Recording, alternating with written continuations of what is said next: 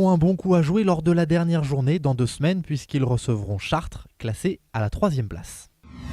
C'était un match important pour les filles de Chelles. Elles jouaient ce samedi contre Élancourt, la seule autre équipe invaincue de la poule. On attendait une rencontre de haute volée. Compte rendu tout de suite. Dernière réception de la saison samedi pour Chelles contre Élancourt. Une équipe surprise car elle n'était pas attendue à ce niveau. Un groupe certes invaincu, mais sur le papier c'est bien Chelles qui a l'avantage. On part dans la tête en se disant qu'on a les atouts pour y aller gagner. Normalement, on est mieux classé. Donc ça met quand même une petite pression, le fait d'être, justement, on n'est pas outsider. C'est nous les favorites, logiquement.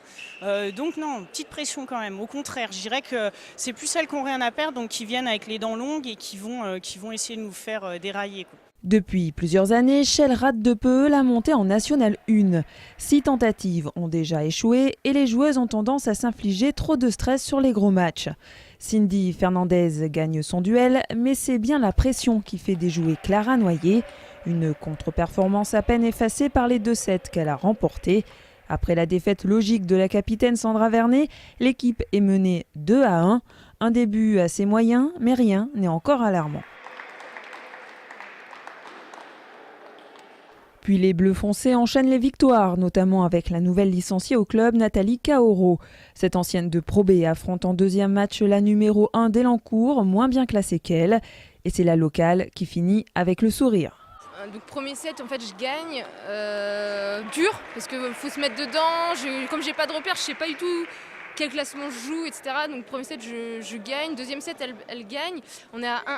Puis après, j'arrive à reprendre le dessus, en fait, en m'encourageant.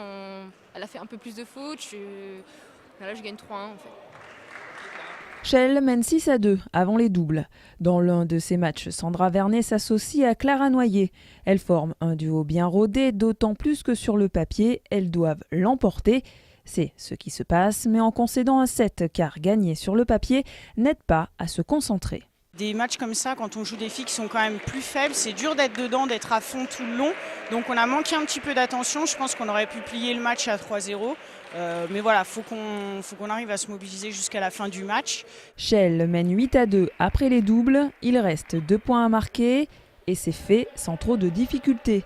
Au final, les filles signent une victoire 10-3 qui a de quoi satisfaire toute l'équipe, ou presque. Au final, les classements ils sont plutôt respectés. On a gagné les matchs qu'on devait gagner et perdu ceux qu'on devait perdre, sauf moi qui ai fait une grosse contre mon premier match, puisque j'ai perdu la moins forte. Mais sinon, sur le reste, les classements ont été respectés et on a été rigoureuse. Donc c'est bien il n'y a plus que notre dernier match. Le dernier match, justement, on en reparle tout de suite. Après cette victoire, il reste donc un gros match pour terminer la première phase. Chelles se déplacera à Coutances dans 2 semaines.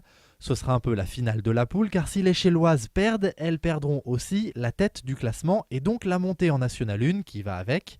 Objectif, au moins un match nul.